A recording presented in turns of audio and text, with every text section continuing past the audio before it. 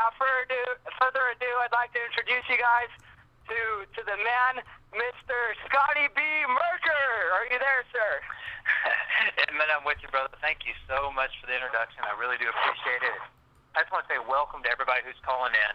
And, we are having a record call tonight, and for great reason. We are GanoLife, Somos GanoLife. There's no question about what is taking place here. It's literally going to set records in the industry, and I know a lot of people have said that in the past before.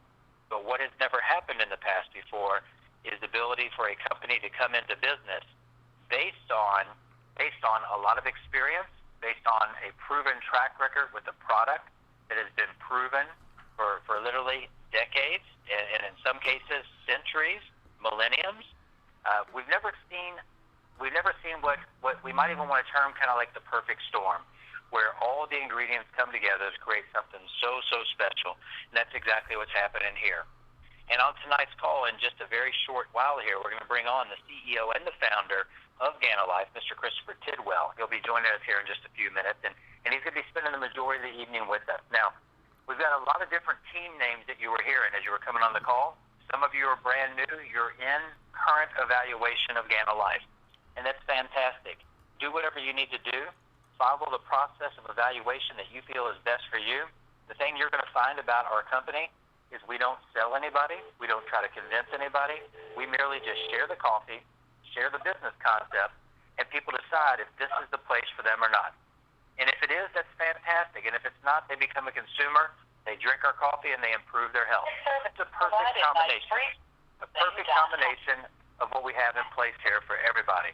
So the thing that I'd say is you hear a lot of the different team names. What you're going to find is many different teams within the company are building their business, and that is fantastic. But the cool thing about what we see within this company is that every team inside the company supports every other team. It truly is a family of GanoLife, and it's something that's very rare in our industry, but it permeates across every single team within our company, across every country, which there's 10 countries we're currently doing business in. It's something that's open for everybody. It's something that's inclusive of everybody, and it's something that's truly very special, because when you look at it culturally around the world, whether it's coffee, tea, hot chocolate, which are our primary drinks on the front end, you have something for everybody. You have something that is culturally built into the societies of the world. And yes, today, while we're in 10 countries, it's the very beginning, it's the opening, it's the launch of GanoLife, and the next 4 to 5 years we'll be in 100 countries around the world. And our goal is quite simply to be the first company to have 100 million customers consuming our products. And I know for many companies, if people were to hear that, that would almost sound preposterous. For some, they would say impossible. But again, you have to look. With the second most consumed beverage in the world, the second largest traded commodity in the world being coffee, we're talking a different game. We're talking a different game than anything any of us have ever seen before. And when you learn all the facts about our company, and our products, and our compensation plan, and the support infrastructure and the leadership that provides that support, both corporately and in the field, which I have to point out, because I've never seen a company in my 23 years of this history, of this industry, where the corporate team and the field leadership work hand in hand at a level of what we're seeing with inside this company. It truly is unique. It truly is different. And it truly is very special. So when you look at all the components and you combine them and you look at the timing, and literally the GanoLife product, we have not even had so far, and I know it's only been 4 months, but between Alaska and Argentina, there's almost 1 billion people. We have not even had 1/100th of 1% of the population of North, Central, and South America ever put a cup of GanoLife coffee or any type of our drinks to their mouth and taste our product. So if you've ever wanted to be first, kind of like my partner Matty T said, he said, you know what, this is a new company, but it's not a startup. You're going to learn a little bit more about that. Now for the majority of you, you're on this call tonight, you're already on the team, because this is truly a leadership call. This is a leadership call, and it's designed to be a leadership call to expose to many of you who are not from South America or who do not reside in the Ontario or Southern California, LA basin area, an opportunity to meet for the very first time the CEO and founder of our company. And I'm just going to check before we get started to make sure he got a clear line on. Chris, are you online with us? Yes, Scott, I'm on the line. Excellent, excellent, excellent. Well, in just a minute, guys, we're going to bring Chris on. I want to make sure we had a clear line. And the objective for tonight is you're going to learn a lot more about Chris. Many of you have heard of him in name. Many of you have heard all the great accomplishments that have been transpiring over the last 4 or 5 years under the leadership of Chris throughout South and Central America. But for the first time for many of you, you're going to get a chance to kind of be up close and personal with Chris. Now, this is the first time over the phone. The second time is going to be on the 22nd and 23rd of March in Ontario as we have the official launch conference of GanoLife. And you'll get a chance to meet Chris in person at that time. The thing that I want to say before I bring him online here is this.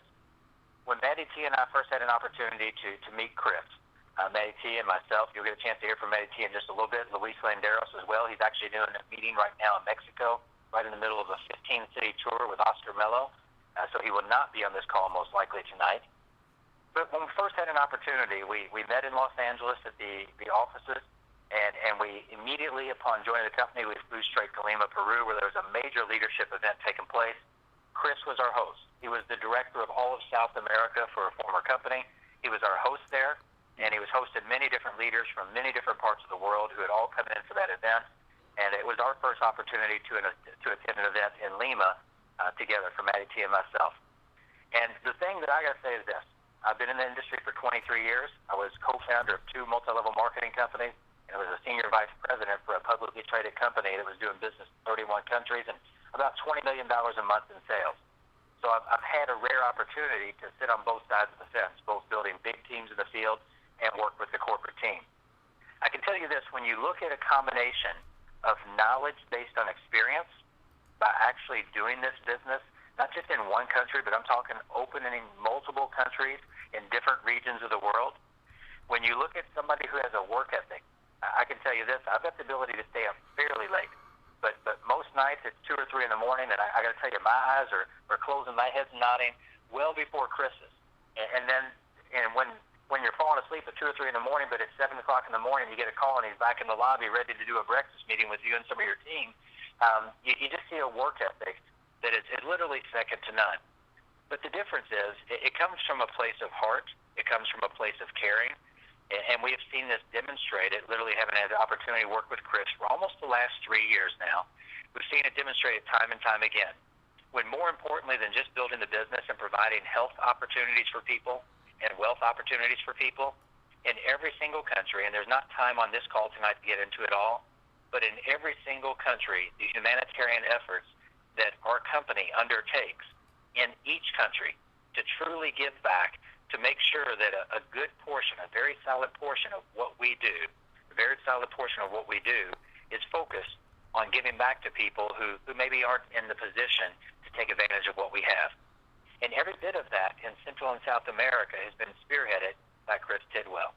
So when you look at a well-balanced person, you look at a person that has a great family, a wonderful wife, wonderful children, who literally, I remember we were walking back to the office after we had the opening in Colombia, and a group of leaders, we'd all gone to dinner, we were walking back, and Chris and I were walking together, and we're just talking about the travel schedule because we were involved with helping to open all the countries, and I said, Chris, just over the last month, how many days have you been away from home?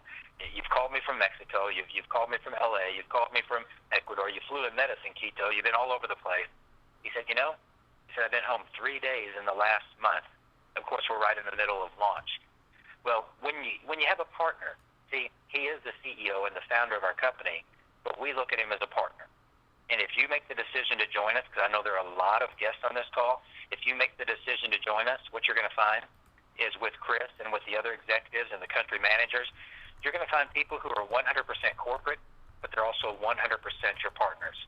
And I think it's very important to discuss this on the front end, because you're looking to make an evaluation of a company that has the ability to change generations of lives of your family, not only from a health standpoint, but from a financial standpoint.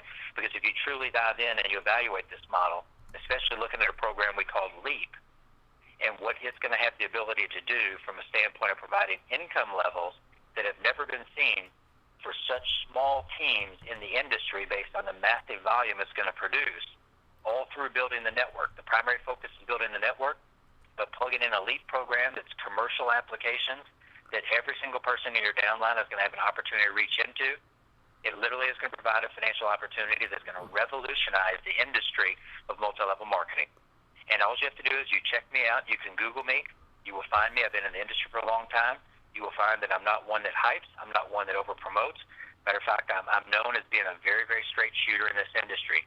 When we say we're going to change this industry, when we say we're going to create records as far as volume based on the number of active affiliates in your pay structure, and when we say we're going to create records for income based on the size of team that you have, we're saying this with all sincerity. But the bottom line is, none of it works without leadership from the top that is truly a partner and truly works at the same level that any and every one of you as a top leader wants to work at for you and your family.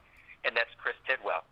I can't wait for you to get a chance to meet him in Ontario, and more importantly, as we go forward in many different countries around the world, because you're going to find you truly do have a partner in Chris Tidwell, as well as all the other corporate executives and employees that we have. I've never seen such a family organization, and again, I've been in the industry for 23 years, but it all starts at the top.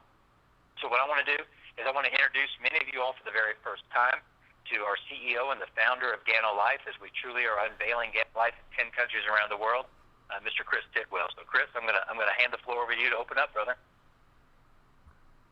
Yeah, thank you so much, Scotty Merker. It's good to be on the call. I really appreciate you and your team for creating greatness, and also all the people from all of the teams that are on the call today. It's truly a great honor to be on this call and to take an opportunity to kind of share a little bit who I am, my story. A lot of people in South America know who I am. If you're here from the United States or Canada or if you're in North America, maybe you haven't had a chance to get to know who I am as much as other people that I've been working with the last 8 years. I'm originally from San Diego, California. I grew up in California, and later on, after high school, I had an opportunity to go on a mission and serve a mission in Central America in El Salvador.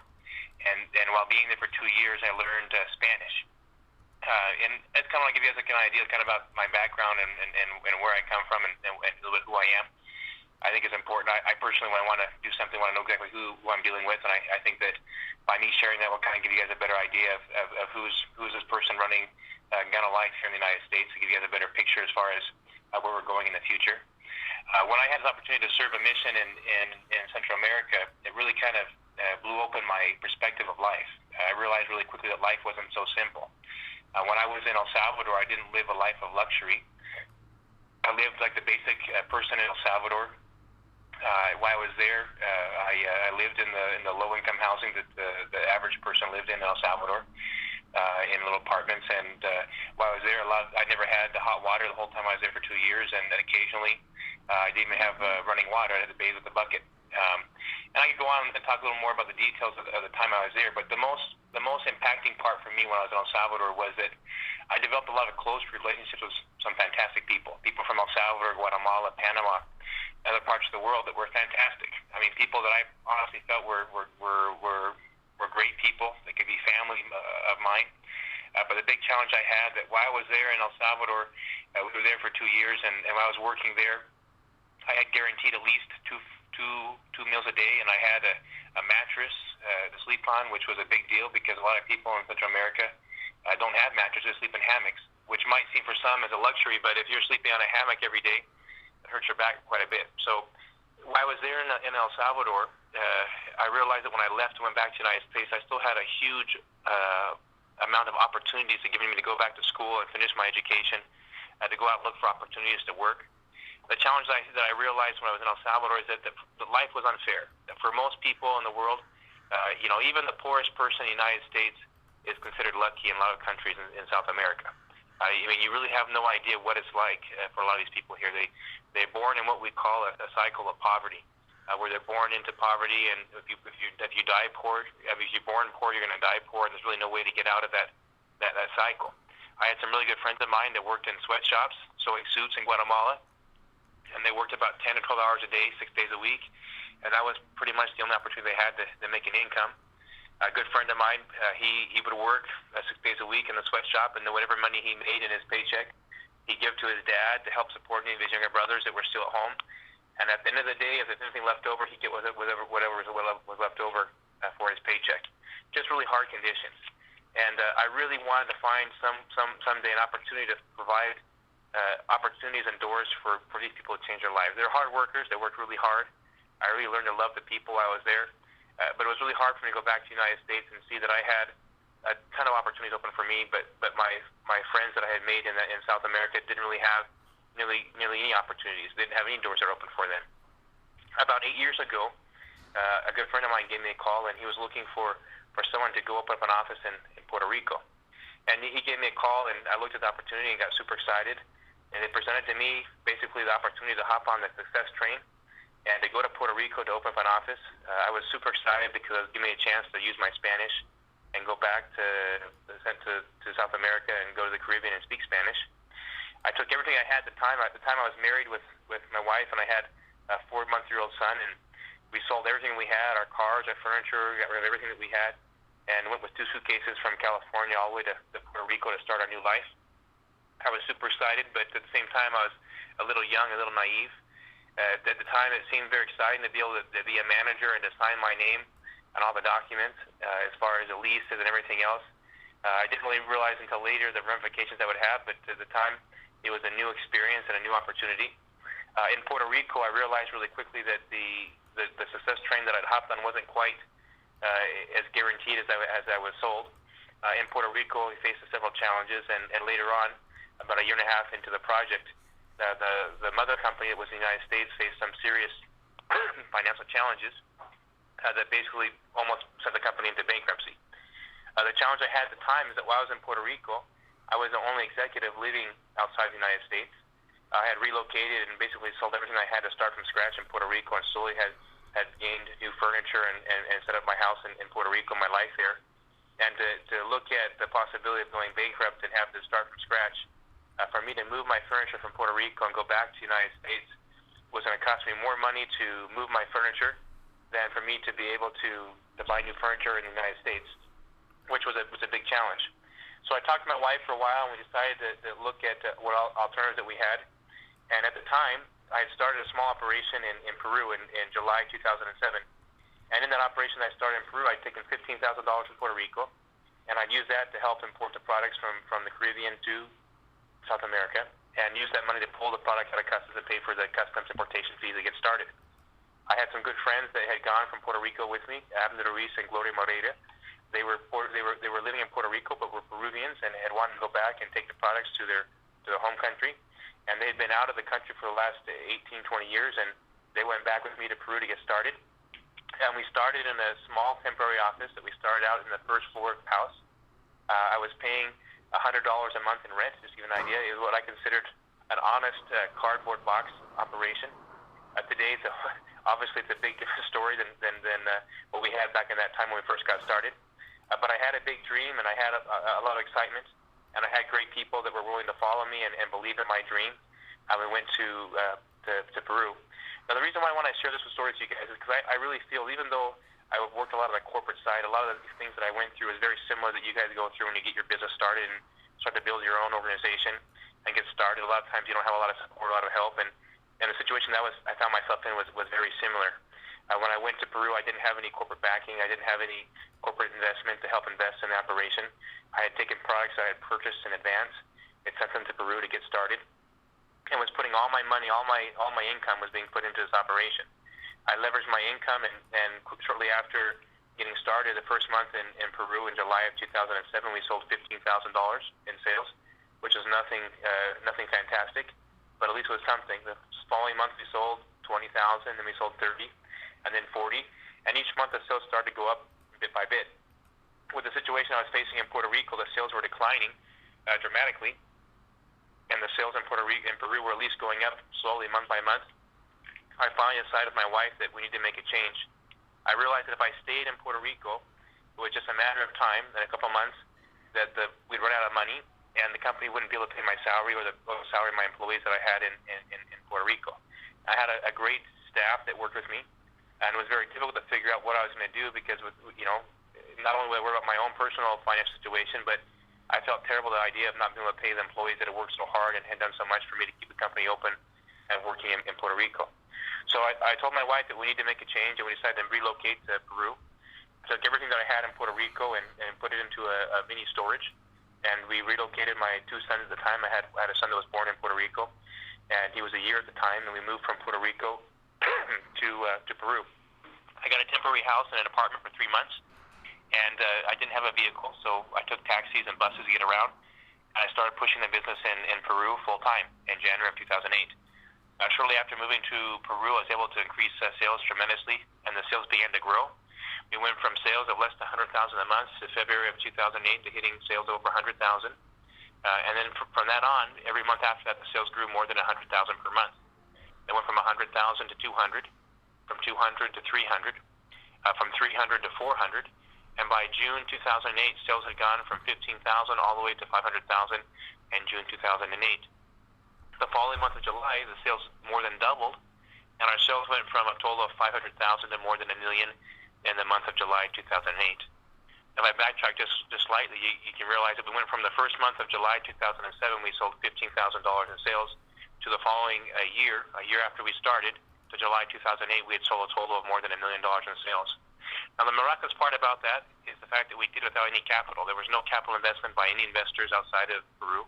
There was no money that came in from the United States, nor from Asia by that means to get the business started. I had taken all of my salary that I had at the time and put it back into the business to get the company going. I had a great team of people like Abner and Gloria and Victor Rosado and a bunch of other leaders in South America that believed in me when there was nothing there. I had a big dream and a lot of drive and was willing to do what was necessary to make it work. And the great part is that we did it. We made it work. In a short period of time, we were able to create a large cash flow that we raised more than $1.5 million in the bank. I had all the product that I had in Peru paid for in advance and had a large cash flow in the country in Peru. And from that time, we started to work on our plans to expand the business. Now, I've always known that 100% of zero is still zero. And at the time, I was looking at ways of how to raise more capital so we could keep expanding the business. I was excited about the growth that we had in Peru, but was really interested in planning expansion throughout all of South America. I had big dreams and big goals and aspirations, and had talked to all my leaders about the future growth that we would have and how we would go and we continue expanding, going to Colombia, Chile, Argentina, Bolivia, Brazil, to all these countries in Central South America. I had a timetable for how we were going to get it done. And one of the things I commonly tell my leaders that, you know what, we're going to sell so much product here in South America that we're going to force our manufacturers in Asia that they're going to have to put a plant here in the Americas. You know, we're going to sell so much product they're not going to have an option. And I knew that, honestly, for us to be able to build the company that I was wanting to build, and for us to be able to maintain the level of sales that we were going to sell, it was going to be an obligation to put a plant here in the Americas.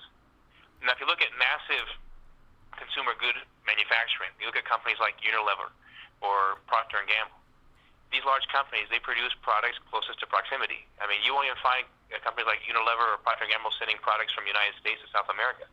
They have plants throughout the Americas where they produce products close to where the consumers are. Much less would you find a company at that level producing products in Asia and importing it from Asia all the way to the Americas. I mean, we're not a transportation or a warehousing company. We're a wholesale company. We sell goods to manufacture, and if we're shipping products from overseas, from Asia all the way over to the Americas, we become a transportation and warehousing company, as we have a large percentage of our capital being tied up in products and cost of goods that are being shipped overseas. At the same time, one of the biggest challenges you have if you're shipping products from Asia is, I don't care who you are, if you want to send products from Asia all the way to Peru, it's going to take you a minimum of 2 months transit time. I mean, unless you want to put wings on the containers and fly them, which is so expensive that it ends up becoming a non-profitable operation for your business. But to get the containers from Asia all the way to Peru, it takes a lot of time. And if your sales increase in those countries while it's happening, you have a big challenge because it's still 2 months to get from point A to point B. And if you consume the product that's arriving before the next product leaves, you're going to have a big challenge. And needless to say, as we started in Peru, we began to grow. We took the company from Peru. I took more than $500,000 from Peru. And instead of paying dividends to myself, by seeing how I was the one that had put all the capital in the company in Peru to get it started, instead of saying, you know what, Chris, good job, I'm going to cash out and have a payday, I was more interested in looking at the future of the company, looking at the future of my leaders, and knowing that we could grow this business to something much more exciting than what we had at the time. So I took the money that I had, and instead of pulling it out and cashing out, I took the money and I reinvested it back into Colombia. I put more than $500,000 into Colombia to get it started. I sent it from Peru to get it going in Colombia, and we set up an operation in Colombia that was a huge success. Within a year to a year and a half, we did the same thing we did in Peru. The sales had reached more than $1 million, and we're on its way to selling more than $2 million a month in Colombia. And then the next year we did the same thing. We went from Colombia to opening up an operation in El Salvador. I did the same thing. I reinvested money from Peru that I was raising in capital to get the company started at the time. The interesting thing is at the time I had some partners of mine from Malaysia that were manufacturing the product at the time that had come to me and promised me that they were going to invest several millions of dollars into the operation for our expansion, and they were going to give me a product line to be able to grow the operation. I was super excited. I was more interested in growing the company long term than choking it because of finances or because of product, and was looking forward to the growth as a whole. The challenge I had is at the time I was going through all this growth in Central and South America, the operation in the United States was still suffering. The company had almost gone to bankruptcy. A great friend of mine, Joe McAvasik, at the time was a CEO of the company. He was my mentor and the one that had guided me and helped me out through this whole process of expansion in South America. And while that was happening, the problem was the sales in the United States had dropped from $2 million a month in sales. The sales had dropped to less than $180,000 a month. And the overhead of the company was more than $200,000 plus per month to pay the employees and cover the offices and pay all of the administrative expenses. So for about 4 or 5 months to help out my friend in the United States that helped me out when I was getting things going in Peru, I sent more than $100,000 a month to help kind of top up the difference and keep them alive and keep them going in the United States. And the great thing was is that after a bit of time, they were able to turn things around. They were bring in new leaders and great people such as Matt and Scott and other leaders that are on the call tonight to really turn things around and to make the operation function and work. The challenge is that we started to grow and began to look at further expansion, opening up in Ecuador as a whole and keep growing. They began to have several challenges. I personally like to consider myself an optimist and like to think positive and everything, but there comes a time when you have to open up your eyes and look at the reality. There came a time in July 2011 that I realized that things just weren't going to change. I personally had ties emotionally to El Salvador. El Salvador, like I mentioned before, was where I learned Spanish. I was there for 2 years as a missionary. I really loved the people and the culture there in El Salvador, and emotionally, it was an important country for me when we opened up the operation in El Salvador. But at the same time, on a business side, I had to make business decisions. In July, summer of July of 2011, a company had grown its sales tremendously in Colombia and in Peru at the same time. Our sales in Colombia had grown more than 500,000 in a period of less than 2 months. And in Peru, they had grown more than 300,000 in the same period. I had a new operation in El Salvador that was growing at the same rate. It had grown from zero from starting to more than $350,000 in sales in El Salvador. And that put a huge strain, that growth at that short period of time, it put a huge strain on our inventory levels. Like I mentioned before, the product being shipped from Asia was a 2-month transit time from Asia all the way to South America. And the challenge I had to face was the following, is that I knew, number one, that if I didn't have product in the market that my distributors didn't need. In South America, it's a serious thing. I mean, if you don't have the product, you can't do the business. You don't need the people that do this business in South America. They live off of this. A lot of them, maybe only make $200 a month doing the business and network marketing, but you know what? That $200 goes a long way in South America. A lot of people that minimum wage for some countries is $250 to $300 a month.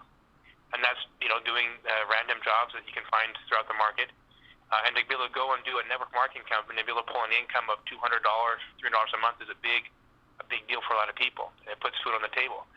The challenge is if a company goes through product shortages and doesn't have product in that market, people can't survive. They can't feed their kids. They can't pay for their education. They can't pay for their medical bills. They can't do a lot of things, and it's a hard thing to go through. And the challenge that I had is that when this happened in the summer of 2011, the sales increased, I realized that we had a serious problem on our hands. Unless the manufacturer was able to ship product quickly out of Asia, we were going to have a serious problem. And what continued to happen after the sales increase that we had produced with the great efforts of the leaders that are working in the market, it just baffled me. What happened was, first of all, I got on a conference call to talk to the company and look at strategically how we're going to look at getting products out and to see if there's any way they could ship products in the next 2 or 3 weeks and get them out of Asia so they'd be en route to Central South America. I knew that if there was no containers that were sent by July 2011, come December 2011, we were going to be left out any product in any of the countries.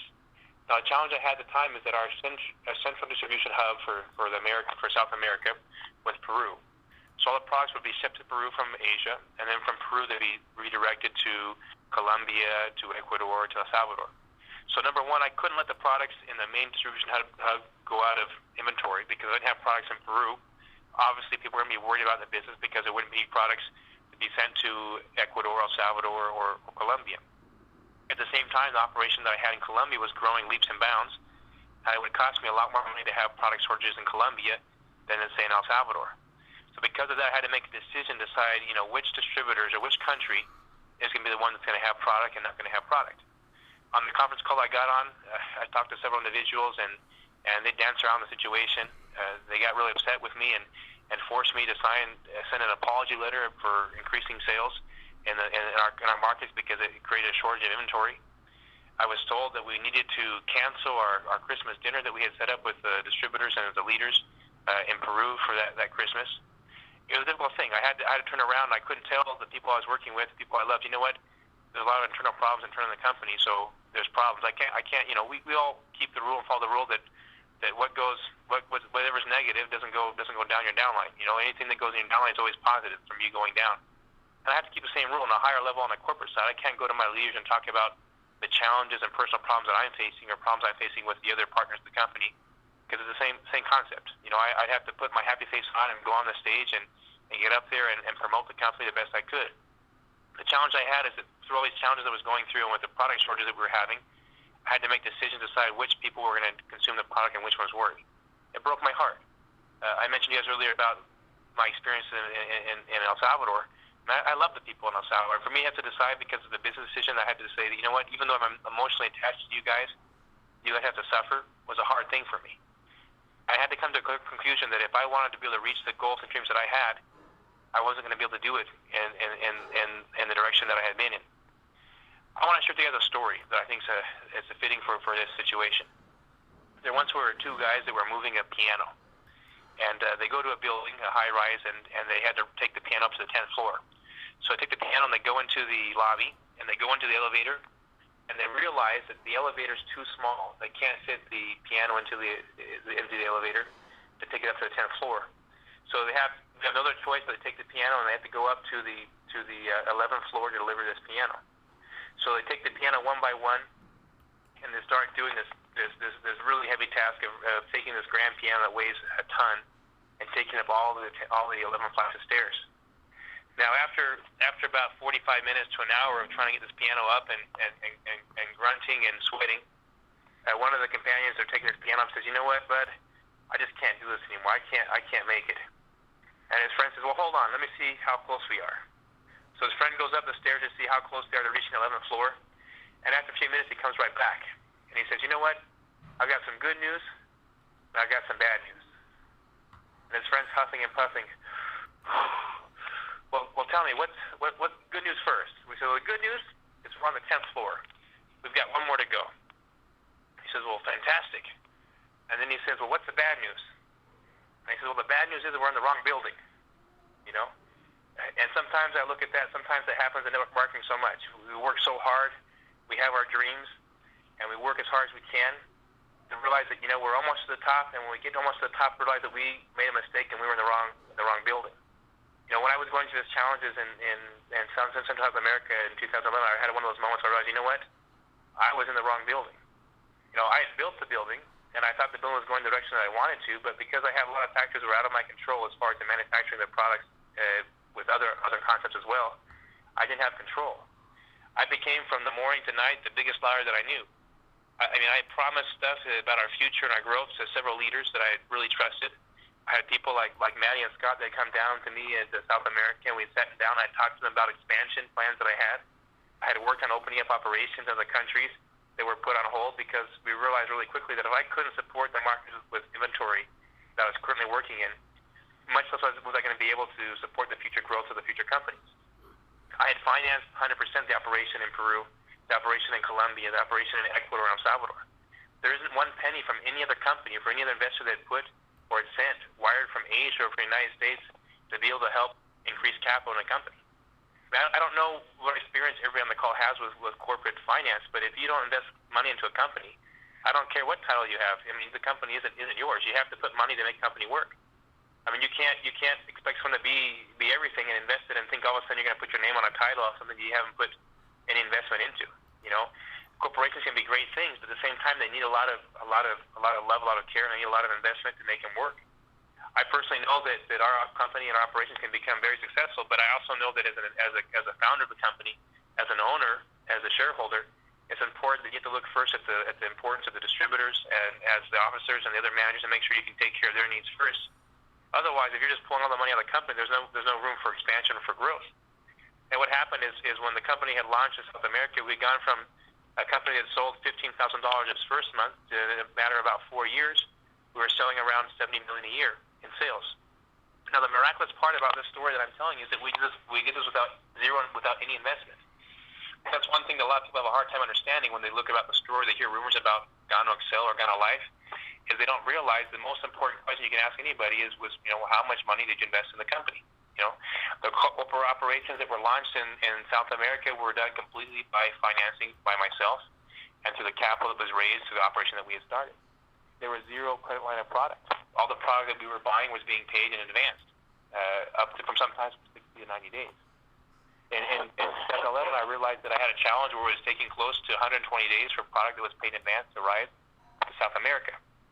We were bleeding dry.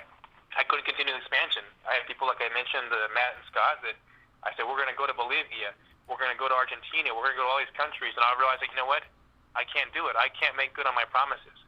I realized that for me to be able to be honest, and for me to be able to deliver the promises that I had made to the people that I cared about, which are several leaders that I have in South America, I was going to have to make a drastic change. I was going to have to find a way to protect the interest and protect the opportunity of the people I loved. Otherwise, I was going to become the biggest nightmare that I'd ever known. And it wasn't something that I wanted to do or had planned to have happen. All of a sudden, the course that I was on to make my dreams and goals had been shifted without my control, and realized that I was on a course to a destination that I hadn't planned for. Now, one of the hardest decisions I had to make was, what was I going to do? I had to think about my family, what was best for me and my kids and my wife. I'm originally from the United States, but I've been out of the country for the last 8 years. I have a unique experience that in the last 8 years I've made a lot of acquaintances in a lot of countries. And because of that, I've become very marketable. I have a lot of people that talk to me on a regular basis about businesses in other countries that have nothing to do with network marketing, that are interested in finding ways to import and export products out of different markets. That's very interesting. The interesting thing is, I could easily, and I don't say this lightly or trying to belittle anything about the industry, but I easily could, you know what? It'd be a whole lot less drama, and it'd be a lot easier for me just to walk away. I could just walk away and do something else and be fine financially without sticking with the project. But at the same time, I didn't feel comfortable. I couldn't think, how would I sleep at night? For me to walk away and leave the people that I loved, and just walk away and leave them hanging where they're at. We had built an operation that was shiny and bright on the outside, but if people really knew what was inside, if they knew how it was rotting on the corporate structure internally, or the problems it was facing internally, they wouldn't believe it. And I couldn't look at myself in the mirror with that. It was a big challenge, As I was going for several years through these challenges internally, I had to get up on stage and promote the company. I get up on the stage and promote people that were executives of the company that had cheated me. But I had to look at the best way of trying to take care of the people that I had brought in the company that were depending on me to make sure they could make their dreams come true and make their lives. Now, when I went through this process and looked at these challenges I was facing, I realized that I had to sit down and find a way that I can guarantee and protect those futures today and every day. And with that was born the concept of GanoLife. Now, the word GanoLife is really interesting. The word Gano is short for Ganoderma, but also in Spanish, the word Gano means win. And you guys know the word life, obviously is life. But to some degree, our word GanoLife means winning life. I really feel we have a win-winning combination with the birth of the company GanoLife. I started a new operation and began investing my own money and savings into setting up a new operation to get things going. And worked hard on developing the logo and the name and getting the products developed. I really feel that we've been blessed through the whole process with coming across a new technology where we actually take Ganoderma and we have a new process that allows us to produce a product that's more potent and that we can produce in a short period of time, that we can grow on grain that's 100% USDA organic, which is a huge, huge deal. If you look at some of the concerns and some of the scares that have been recently with products being manufactured in Asia, there's a huge trend and a huge surge of people interested in products being manufactured in the United States, and products are being done on products that are 100% USDA organic. USDA organic means that the grain that's being used to grow our product is grown on fields that have been barren for at least 7 years before they begin growing organic product. And the exciting part about this Ganoderma is we found a way to grow a fully potentiated Ganoderma. Now, for those of you that are familiar with Ganoderma lucidum, which is a member of the fungi kingdom, is that Ganoderma is interesting in that it goes through different life cycles.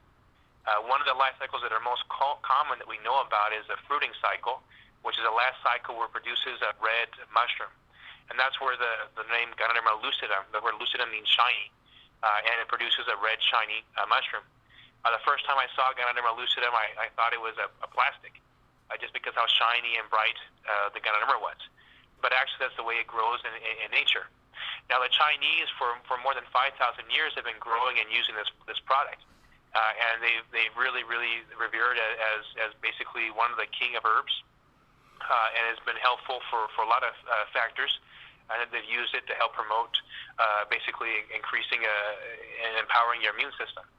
It's one of the products we consider as an adaptogen that basically adapts and is immune modulator and helping you balance.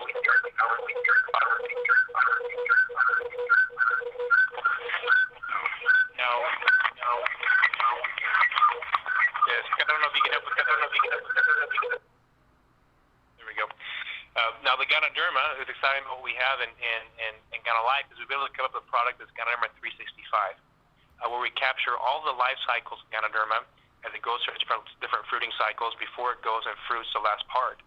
The Chinese 5,000 years ago, the only way they had to harvest Ganoderma lucidum is to take the fruiting body, which is the last life cycle when it's basically going through its last stage when it's dying, and harvest that product and put it through a hot water extract, which we consider basically a tea, and boil this hard woody fruit body to be able to pull that tea and drink the tea as an extract.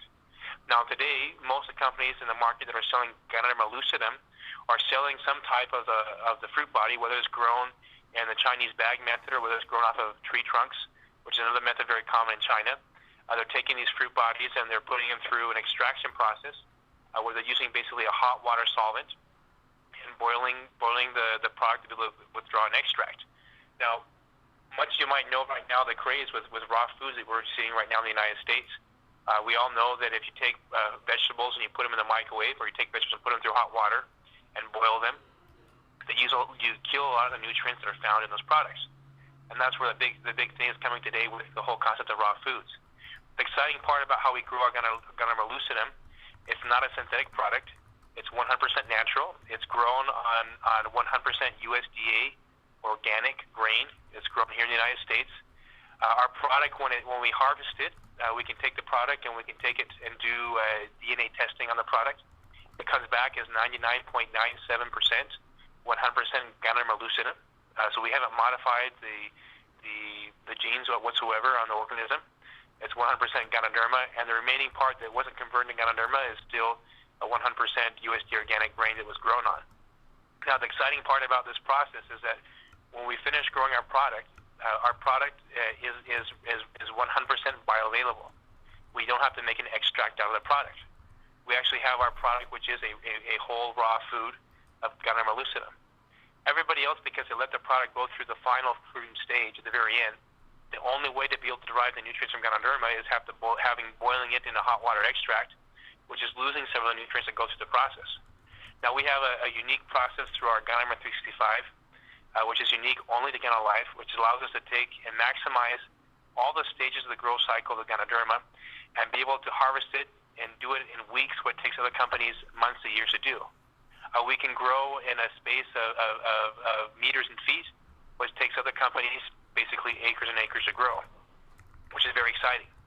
Now, when we were looking through and looking to look at Ganoderma, my biggest concern is how do we find the best Ganoderma on the market? I wasn't worried about the price of the product, but mostly looking at availability and also basically finding the best out there. I think to myself sometimes when I lie sleep at night, how thankful I am to find this technology we have right now that we're using for our products. Because honestly, if I would have stayed where I was before, I had no idea how I would be able to compete honestly and tell my distributor that we would have the best product when in reality what the product is being launched, this new product we have, this new concept with the Ganoderma 365 is basically uncomparable. And there's nothing right now in the market that's comparable to what we have in GanoLife. Now, we took this one step further, and this is one thing that makes me laugh often. I hear a lot of comments through Facebook and through the different multimedia that are very quick to point out that GanoLife has a plant in Mexico, and they're very quick to point out the webpage for Cafe Marino, and to look really quickly, this company in Mexico does not grow Ganoderma. They say, watch out, there's no Ganoderma in that product because it's just a coffee company. And it makes me chuckle quite a bit because what we did is something that's completely different, something that I think that makes us, gives us a huge advantage in the industry. Right now in the industry we have several companies that are selling coffee with Ganoderma. The one thing that makes GanoLife very distinctive is that when we went to make our products, instead of us thinking, you know what, I can make coffee, anybody can make coffee, and just using a trading company that makes the products for us, we went to the best in the industry, went to the best of the coffee industry, and looked at the best to help us develop a product where we could fuse our Ganoderma with our coffee. If you want to have a product, this is the part that I think is so interesting. We use coffee as a vehicle to be able to deliver Ganoderma to our people, whether it's coffee or hot chocolate or herbal tea. We sell the product in capsule form as well. We have Ganoderma 365, and we have Cordyceps 365, and GanoLife, which I'll talk to you guys about a little later. But if you want to be able to use a vehicle to be able to deliver the products to our people, we use coffee as our main medium to do that.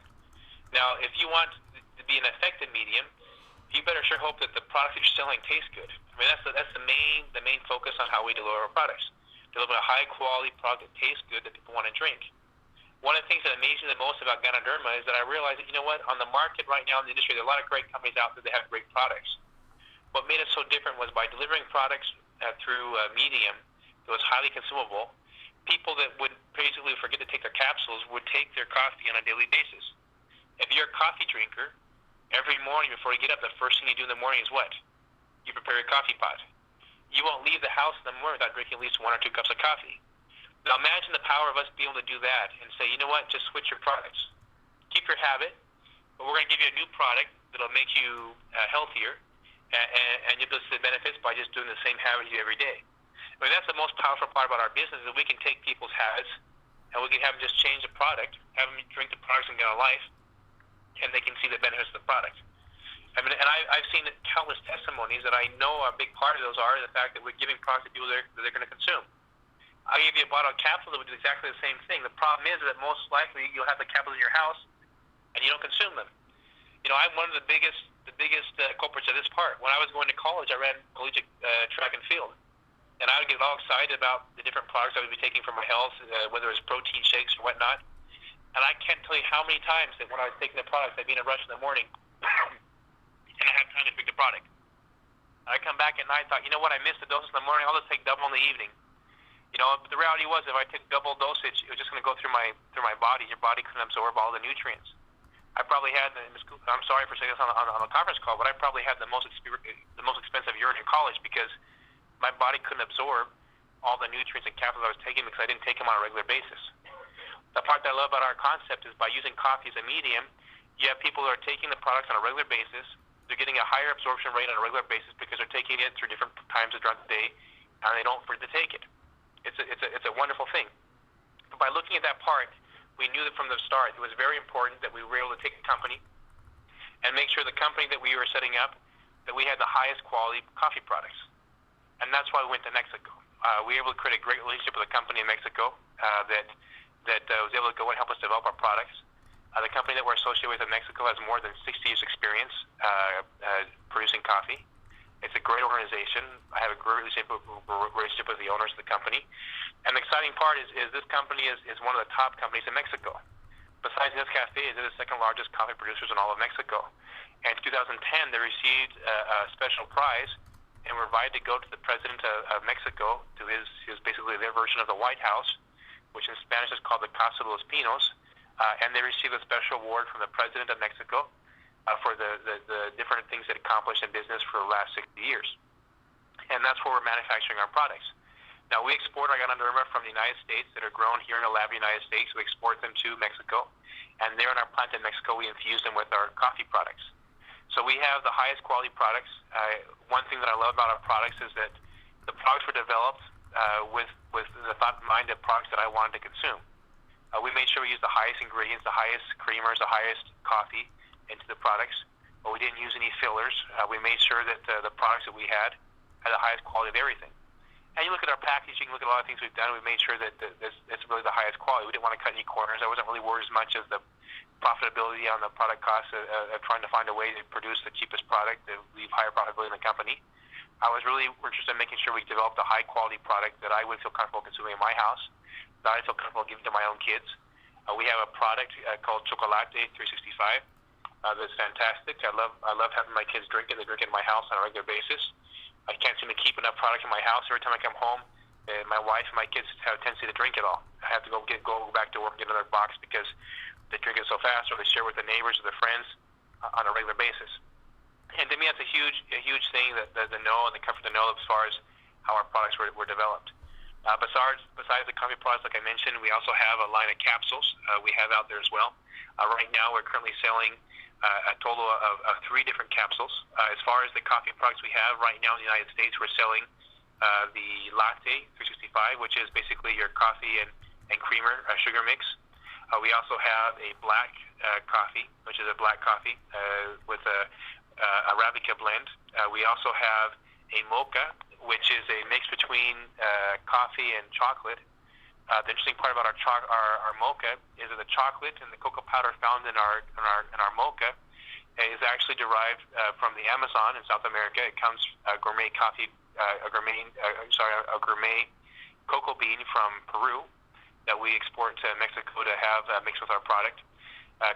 Cocoa beans are originally, probably 7% of all the cocoa beans in the world are being produced in Africa. One of the interesting facts for you guys is that when the Spaniards came to the Americas, one of the things they did is they brought coffee from Africa to the Americas. And today, the majority of all the coffee in the world is being grown, a large portion of it being grown in the Americas. And they took chocolate or cocoa beans from the Americas and took it to Africa. About 70% of all the world's production of cocoa beans are being grown in Africa. The big difference is because the origin of chocolate is from the Americas, and it's from the Amazon, from the Peru, Colombia, Ecuador region, is that the varieties of cocoa beans you find in those regions are very much more pungent, a very strong, thick chocolate flavor. The different kinds of cocoa beans that you might consume from Africa are good, but they don't have the same rich gourmet flavor you can derive from products in Peru. I'll give you an example. When I was going through and looking for the cocoa products we were going to use in our products in Peru, I learned a lot about the cocoa industry in Peru, the chocolate industry. President Sarkozy in France has a chocolate he loves that's derived from a farm in Peru. And every day he eats chocolate that's derived from that cocoa bean because of the taste and the flavor that it has. It's very, very, very specific. It's a little different, strong, but a gourmet flavor that's fantastic that we have in that product, our mocha. We also have, like I mentioned earlier, we have a Chocolate 365, which is our chocolate, which is fantastic. My kids love the chocolate. Besides the chocolate and the mocha, we have a line of products that's going to be coming to the United States in the near future. I can't give you the exact date, but it'll be coming in the next couple of weeks, which is a line of cappuccinos that has me very excited about. The cappuccinos are similar to the mocha, but they have a variety of flavors. These cappuccinos are different from a latte in that they have a special creamer, which is a foaming creamer in them, that gives the product a little more body and a little more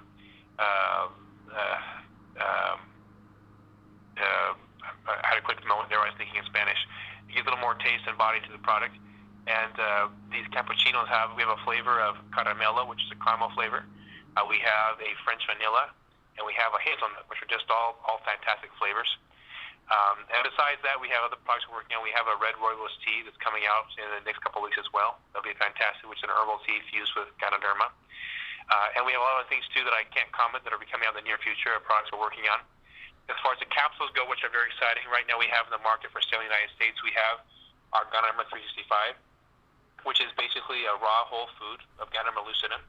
It hasn't gone through any extraction process, so all of the hot water extraction process are being done through your typical extracts you're finding in fruit body extracts from Ganoderma.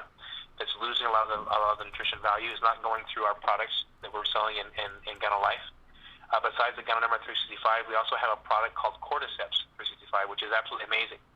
If you were to go to Singapore today and you were to go try to buy a pound of cordyceps, raw cordyceps from the wild, it would cost you about $100,000 per pound. Do you have any idea what cordyceps are worth in Asia? Now, cordyceps originate from Tibet, Back in the day when the farmers were basically taking their yaks, and they were herding their yaks and taking them to grazing plains, and certain plateaus where the yaks were eating, they noticed that they had a little more energy than usual. I like to call it they were dancing the horizontal mambo. And they were really intrigued as far as where this energy came from. We're talking really high elevation levels of more than 5,000 meters, so between 12 and 50,000 feet above sea level, where you have these animals, these large animals that are very slow and sluggish, all of a sudden became very energetic. And what they discovered is that they were eating these caterpillars that were basically had died. They were in the grass, and these caterpillars had these mushrooms going off of them, which were called cordyceps.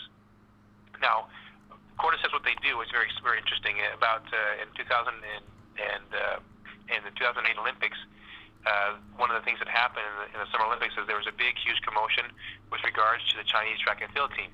The Chinese track and field team had broken several records, and there's a lot of questioning as far as the validity of the records they had broken, whether or not they were anti-doping or what they were doing to be able to be so successful.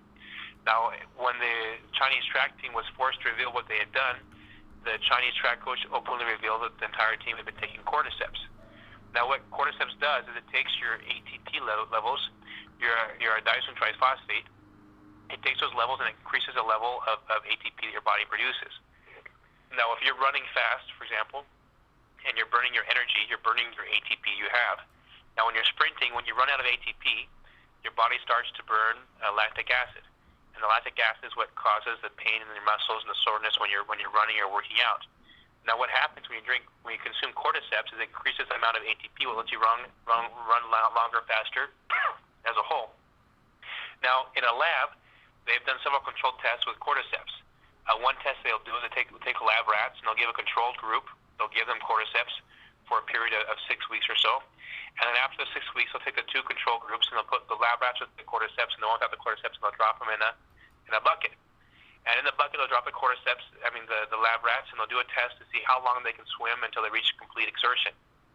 Now, the rats that they have given cordyceps to will swim 70% longer than those that haven't been given cordyceps. There's a gentleman that's been taking the product for about the last 3 or 4 months on some of the prototypes that come out. That was a collegiate swimmer. The gentleman's in his mid-50s, and it's really interesting. After taking the products for about six weeks or longer, his swim times, he was competing on the masters levels in the older circuit for the men that are 50 and above, and he was competing again collegiately in swimming. But his times and his meets had dropped down so much that right now he's currently swimming at the same speed that he was swimming when he was in his collegiate years swimming in college, which is really exciting. It's an amazing product that we have on the market. It's really exciting. And we use the same technology we use to grow our Ganoderma, we use to grow the Cordyceps 365. The interesting part about it is if you were to go and you were to buy cordyceps on the market, you have a big concern and a big risk of consuming heavy metals. And the reason why is the product is worth so much on the marketplace that they found out that in Tibet and China, it's very common to take the cordyceps and they'll stick small slivers of lead into the product to try to increase the weight of it. You can only imagine if you have a product that's worth more than $100,000 a pound, by putting a couple ounces of lead into a product. And the reason why I put lead is because it's a heavier metal. Obviously, you're going to increase the value of the sale. Now, one of the exciting things we have is that our product, like I explained to you, the Ganoderma 365, we take it and we can do a test with the DNA gene bank with the United States, and we can test it, and it comes back as 100% cordyceps. There's nothing there but cordyceps, but we don't have the risk of having the heavy metals that you might find in those products. The same thing is when they're growing those products in China or whatnot. If they wash them with water that might have toxins from, let's say, from the water or the streams nearby, those toxins or carcinogens will travel through the extract into the finished product. Whereas our product's being grown off of a product that's 100% USDA organic and grown in a lab with a controlled environment. The product, like I said, is not synthetic. It's a 100% natural raw food that doesn't go through an extraction process, which gives us a huge advantage as far as having a product that's fully potentiated and gives us a product that can really make a difference. Now, besides the cordyceps, which provides energy and allow you to become a healthier individual through letting you to work longer and harder, we have a third capsule, which is our product we call GanoLife. And GanoLife, it has, besides having ganoderma, it also has cordyceps in it. And it also has a total of 5 other mushrooms that are found in the product as well. Now, without going into too much detail, the exciting part about the different mushrooms that are out there in the market right now is it's just like ganoderma and just like cordyceps. If you were to do a search and you were to Google the 2 products, you'll find that there's hundreds and hundreds of reports and thousands of reports talking about the benefits of ganoderma and also cordyceps. But besides these 2 mushrooms, there are also a large variety of other mushrooms that are out there. I'll give you one example. One of the mushrooms in our product is a product called agaricos. And agaricos is a mushroom from Brazil. And in the late 1980s, in Brazil, they were doing a census. And about 40 miles outside of Sao Paulo, while they were doing the census, they came across some astronomical numbers. In the small town outside of Sao Paulo, they found that the population had an uncommonly large amount of people with longevity years that were living past the norm. The amount of people that had intense diseases such as cancer and whatnot were very low. I mean, it was the numbers are so far skewed that they caused an audit where they had to go back and find out what was happening. You know, why were these numbers so off? Why were the people living longer and living healthier lives in this one town compared to 40 miles to the west in Sao Paulo? The numbers were much lower. Now, when they went back from the census to find out what was going on, they realized that in this neighborhood, in this town, there was a mushroom called agaricus that people were consuming on a daily basis. It was found in a typical normal diet for the people in the area. And this mushroom was providing the health benefits people were getting at the time. Now, there's more than 140,000 subspecies in classification and the same class that ganoderma and cordyceps are found in. The interesting part is that we know very little about them. There's only 10% of the mushrooms that we actually know about. The exciting part is that the future of mycology provides us a huge opportunity for growth in modern medicine and natural science due to the benefits of all of these mushrooms that we know very little about. There's a lot of breakthroughs in medicine, including a lot of the new breakthroughs that are going through with transplants and different things to help to try to keep the body from rejecting organs. One of the challenges they've had is that the medicine they give these patients to be able to keep their body from rejecting organs basically poisons the liver. And by giving them a product developed from cordyceps, it actually helps them to keep them from poisoning themselves. So a lot of great things are going on in science right now that's out there in the market due to the products that we have out there. There's a lot of great exciting sciences that we're finding through these products that we have on the market with the ganoderma and with the cordyceps and with the GanoLife. There's a lot of great things happening with GanoLife. I'm very excited about the future of the company. I've never seen so much excitement. And I just want to be honest with you guys on the call. You know, you guys are in a great position right now to be the pioneers of something very big. And I'm not saying that because I'm the founder of the company. You know, I look at where I was 8 years ago. I look at the small group of people that believed in me when I had nothing. When we first started the operation in Peru, it was literally a card box operation with only $100 a month rent and a small office in the first floor of a house. And we didn't have anything. I didn't even have a car. I was taking a bus and a taxi to get around. And I look at where we went from that day to this day, and I look at where we're at now in GanoLife. Right now we're in 10 countries, and we're expanding. I look at all the phone calls I get on a regular basis. I've been here since December in the United States, getting ready to launch the company here in the United States. And you would not believe the excitement the industry is causing because of this company. I mean, a lot of excitement. I have leaders that call me on a constant basis that are receiving phone calls from people that are wanting to know what's going on in GanoLife. Tell me about it. There are a lot of people out there in the industry that really like the coffee and ganoderma concept, but maybe aren't very happy with where they are right now and looking for a viable opportunity. And GanoLife provides something different, distinct. GanoLife provides a new ground floor opportunity, but that isn't a startup. If you talk to all the professionals in the industry right now, people are tired of startups. They're tired of trying to get something to make it work and have it not pull together.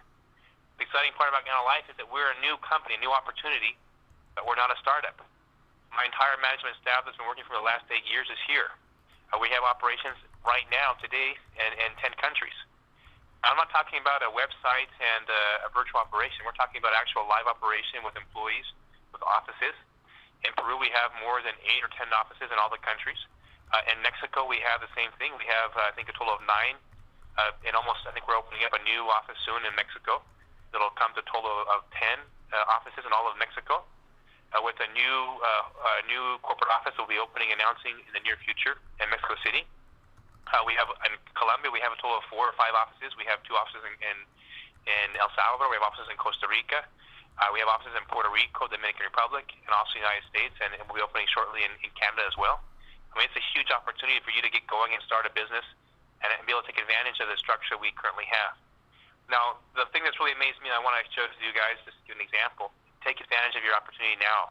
I mean, there are people that are calling leaders because they want to get started today in the business. I mean, don't waste your time. I had a leader call me the other day from Puerto Rico.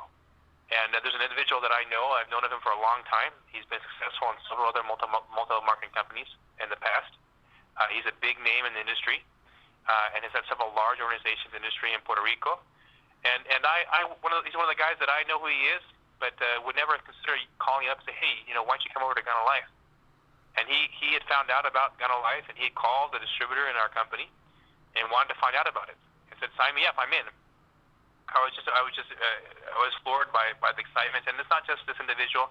There's individuals I'm getting calls on a regular basis from several leaders that are calling the company that want to get involved in GanoLife. They want to know what's going on. There's a lot of commotion. I mean, a lot of excitement. People are asking from all over the place what's going on. And I'm very excited about our future.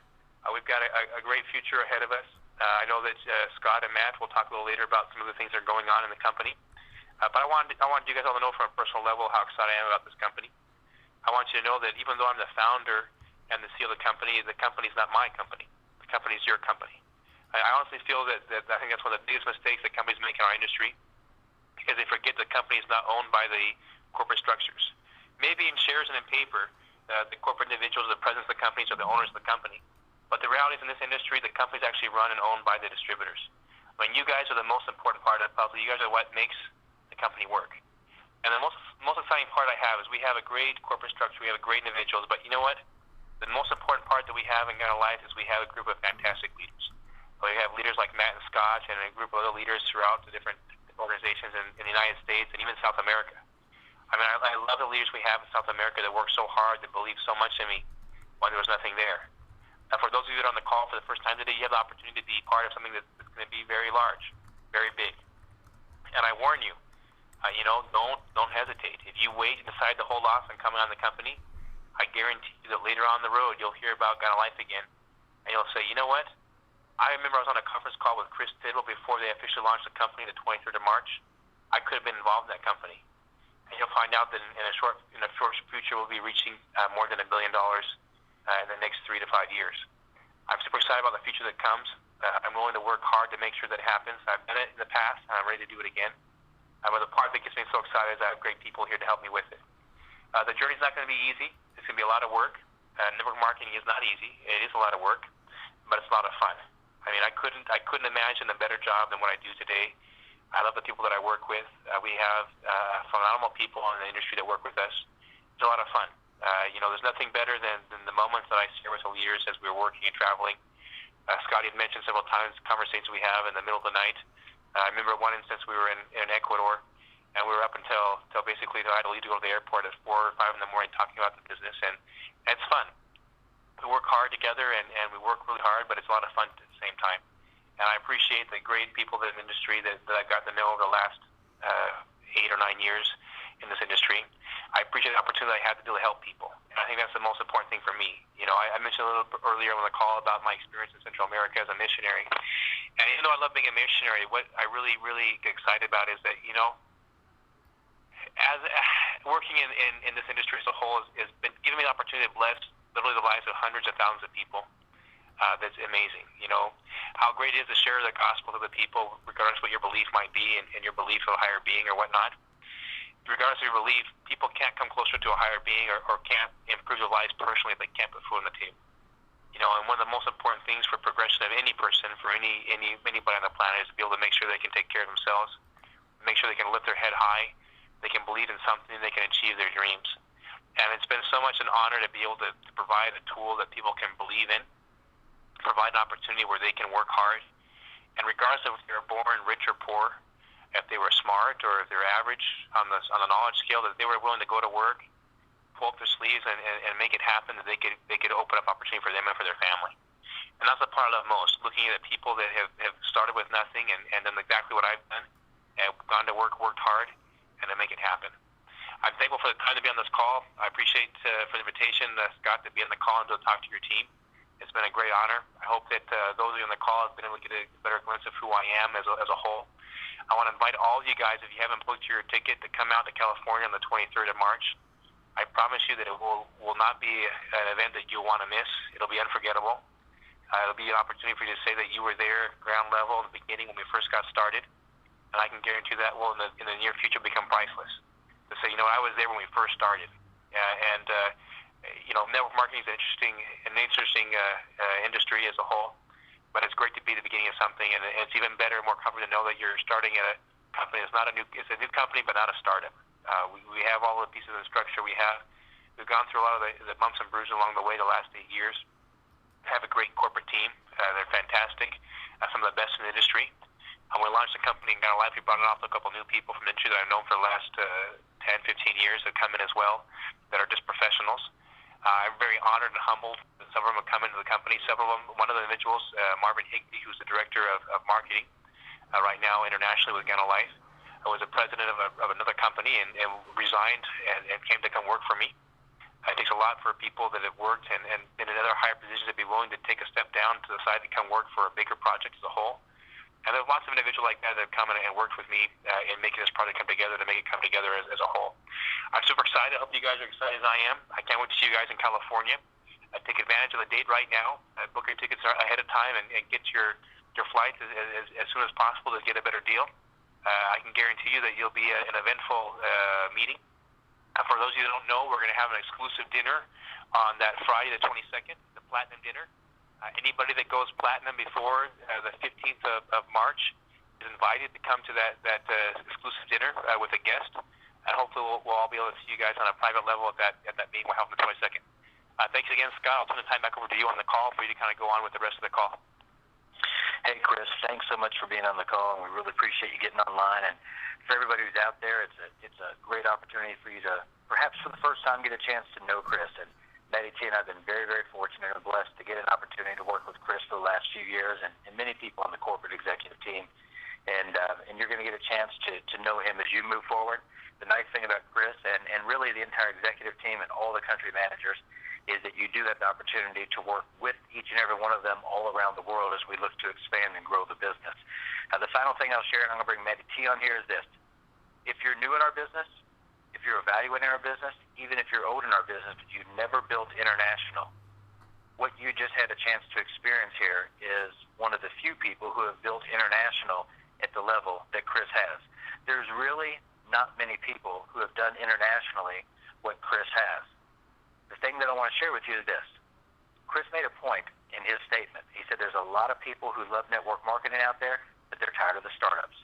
They're tired of going back to all their contacts over again and getting with a startup, a company that's coming together for the very first time, great intentions, maybe even funded very well, really want to do something special, but they don't make it. This is a different story. This is a first in our industry to see this type of story come together where, yes, it's a new company, but it's not a startup. You heard, 8 years of experience, 9 different countries of doing this exact type of business. And now all of it coming together with all the facts that you heard. I mean, when's the last time you heard a CEO, a founder of a company, talk that in-depth, to have that much caring and concern to know the technical details of so many different facets? I can promise you this. You talk to Chris about any part of our business, and he can talk as technical about compensation. He can talk technical about how some of the different systems on the IT side integrate. You got a CEO who cares, and you got a CEO who cares a lot. And you heard his first statement that it's you and me. It's those of us on this call, the affiliates. They understand that without the affiliates, the business doesn't work. And many times, I can tell you in the past, I've been around corporate teams, they don't have the same level of caring for the affiliates. They kind of look down on the affiliates. Not this team. They understand because most of them were affiliates first. So with that, I want to bring Maddie T on. Maddie T, you've had a chance to be there listening as Chris has gone through this. You know, we've been very fortunate in every country that's open. We got to hear Chris give kind of the extended 4-hour version of what he cut down to about an hour here, but every bit as impressive in an hour as it is in the 4-hour version. And Maddie T has a lot of people on from many different countries around the world. Of course, the majority of North America on this call. It's a record call. It just shows the excitement, the interest of GanoLife. And as Chris said, we really don't even launch here technically until the 23rd. So I'm going to turn it over to you, Maddie T, as you take us on out for the night. Hey, Scotty, thanks so much. And Chris, can't tell you how much I appreciate you taking the time to be here with the team tonight. I'm just thrilled for our team to be able to hear from you, like Scotty and I have heard from you for the last 3 years. I can't think of how many different opportunities we've had, or count them. I can think of them, but I sure can't count them. And whether it was in Peru, Colombia, El Salvador, Ecuador, and many, many returns to not just one city, but multiple cities that you've traveled with us within those countries, and now here in the United States. It's just, it's a dream come true. And it's also a promise. It's a promise that you've talked about tonight that you wanted to make sure happened. People got a chance tonight to hear what we've been privy to for many months leading up to right now. And that promise was to deliver on the original promise, which was to offer people from all corners of the world the goodness of Ganoderma lucidum and the power of bringing Ganoderma lucidum to the world. If you're willing to do that, if you're willing to stake your claim and pay a price, that you could build true financial freedom for your family. And I know that there are so many people on this call tonight that are in the evaluation period. They're in that evaluation mode. And I can tell you that when we evaluated 3 years ago, and whether we would stand shoulder to shoulder and heart to heart with you, my friend, whether we would really be able to go from certainty to proof that we were in the right place. And that's where we were when we evaluated 3 years ago.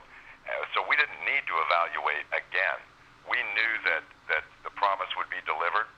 We knew that we didn't have to worry whether the proof was there because it had already been done. You know, you've talked tonight about the company. Here we are, a new company, but not a startup, a proven track record. A track record with leadership, infrastructure, that's proven itself in 10 countries. Last year produced well over $100 million in sales. We've got the same people, the same infrastructure, a better product, not just the coffee with Ganoderma or capsules with Ganoderma, but we're talking about a superior product, a product with technology that light years ahead of anybody else.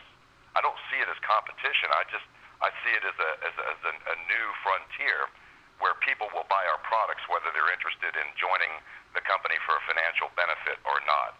I mean, the product is solid.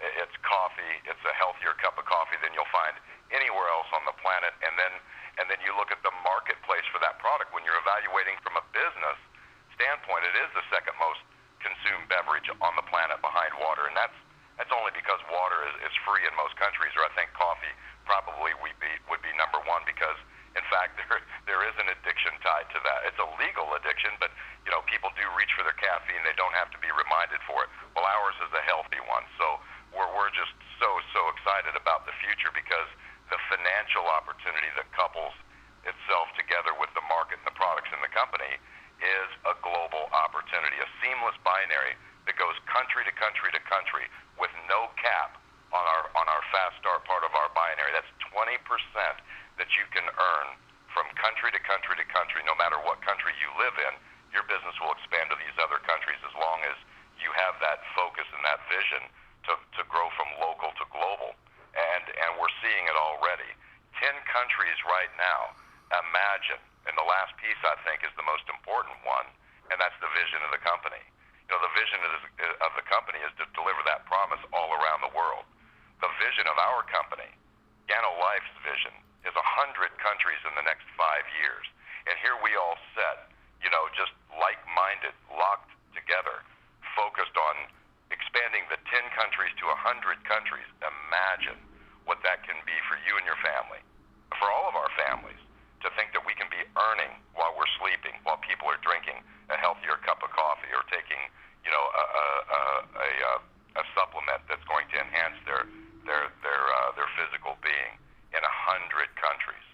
Man, I'm telling you, with a cap of on the residual side of our binary of $10,000 a week per country per week, with no cap on the front end, get back with the person who invited you on the call. Go to, if you don't have our support website, be sure you jot this down, www.ganolifesupport.com, ganolifesupport.com, and pull down our compensation document in its details. have a hold of here. People can get involved with our business for just pennies, literally pennies, off of a monthly income and put themselves in a position to make great money in the front end, but residual money for the rest of their lives. So, Chris, I can't thank you enough. I mean, the appreciation and gratitude that Creating Greatness and all of GanoLife has for you, I don't think that we can put into words, because if it weren't for your promise to continue the promise, it would be a dark day. But it's a bright, shiny day, and I'm so thankful that you shined your light here with all of us. So thanks so much, and Scotty, back to you. Matty T, thanks so much for wrapping up tonight. And for everybody on the call, thank you guys for being on the call. We have this call every single Monday night, Creating Greatness Top 1% Global Leadership Call. It's open to everybody from around the world, where we'll be sharing the strategies of the top 1%. We focus on the key techniques and things that it's going to take to build an international business, a global business, and help you to capitalize on generating a team and generating revenue and generating income in countries all around the world. So thanks so much for everybody who's been online tonight. This call is recorded. The same number you dialed into is basically the same. It's 712-432-1085. Same PIN number of 391022 pounds. So it's 712-432-1085.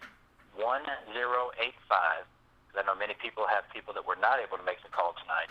Once again, 712-432-1085 with a PIN number of 391022 pound. Look forward to seeing all of you in Ontario in just a few weeks. And I'm going to open this up. Say your name, where you're calling from. I know there's a lot of people still on the call, and excited to see each and every one of you guys in just a few weeks down the road. Here you go. Take care, everybody. Boom, baby. Hoo-ha. Chris Tidwell, boom, baby.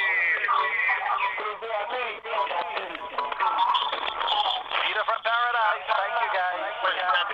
Great job. Thank you, that was amazing. Let's listen again.